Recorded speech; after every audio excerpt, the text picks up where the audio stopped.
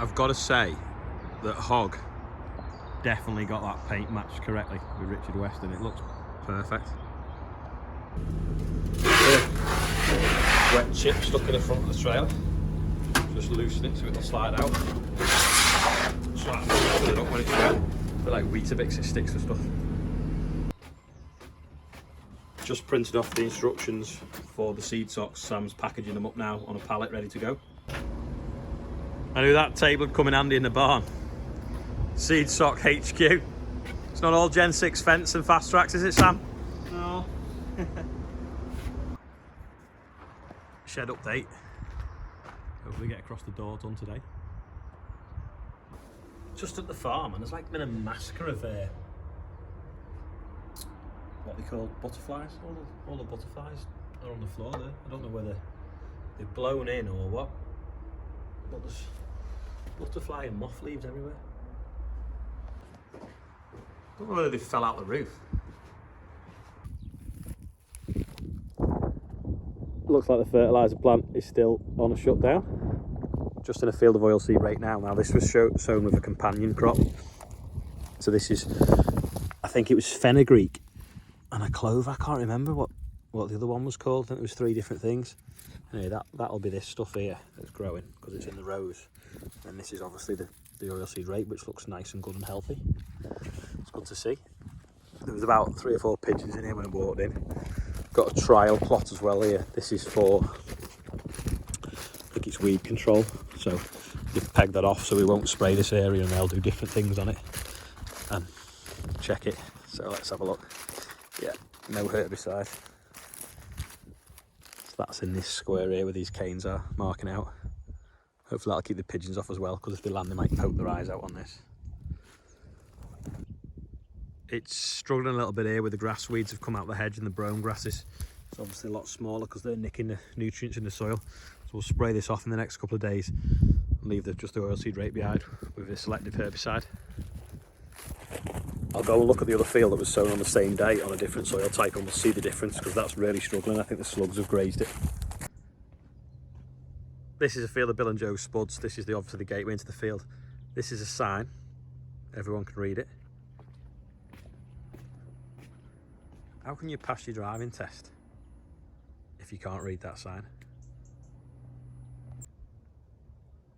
This field was sown a little bit sooner. Obviously it's got away a lot better.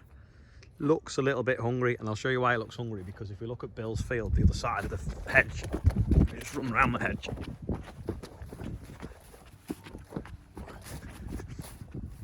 I think Bill's had a bit of digestate on it. It looks a deeper green, I think, to that. So this is getting away well as well. A bit of blue power on the harvester. Move out of the way. Don't want to be part of the farmer's gateway in the way.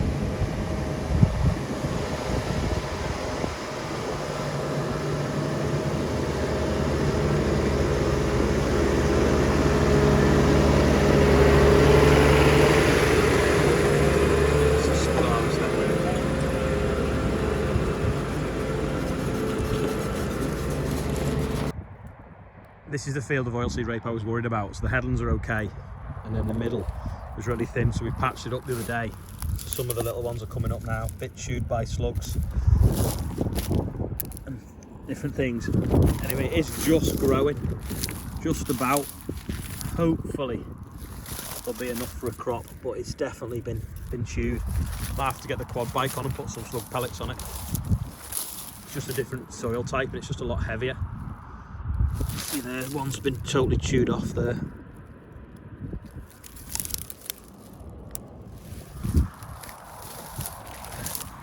Could be a write-off this field, to be honest,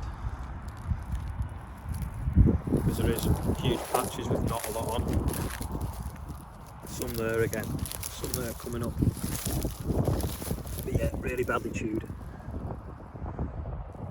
The other field was quite near the river, and it's quite sandy, so you don't get slugs living in sandy soil. I think it's too abrasive for them.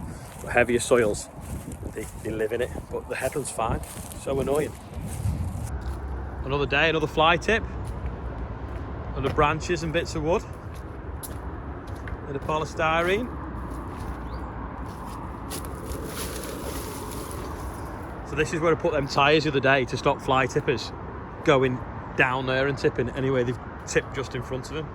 So maybe the tyre should have been closer to the road so there's less chance of them to hide.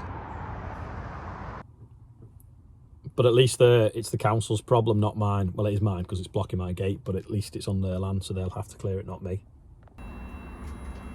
Just blowing my tyre up again because it's losing air. And it's just sorting out the road compressor. Dad's back after delivering a load of chip. Motorhome's coming round ready for a valet. It's still quite busy actually at the moment. Lots of people going around Scotland by the looks of things.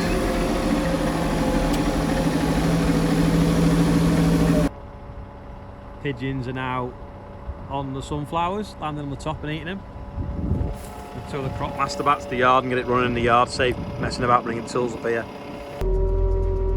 That's easier than coming backwards and forwards with batteries and spanners and everything like that and cans of diesel. I'll tow it in the yard and get it running there. It's nice and dry so the Merlot's not making a mess of the field. Them sunflowers need combining soon. That's the second field if the pigeons don't eat them all. Straw henge is still looking good.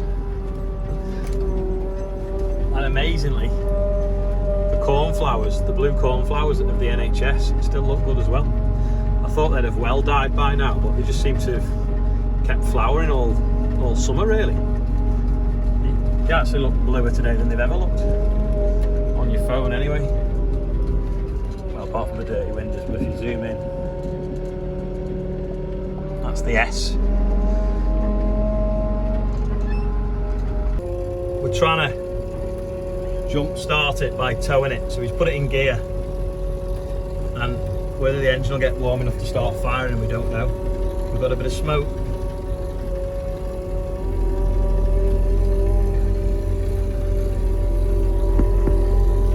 Not much smoke now though. The thing is, if the injector pipes are full of air, the air squashes and the injector won't open, and that's why you have to bleed it. So I think we're going to have to get the yard and bleed it with spanners.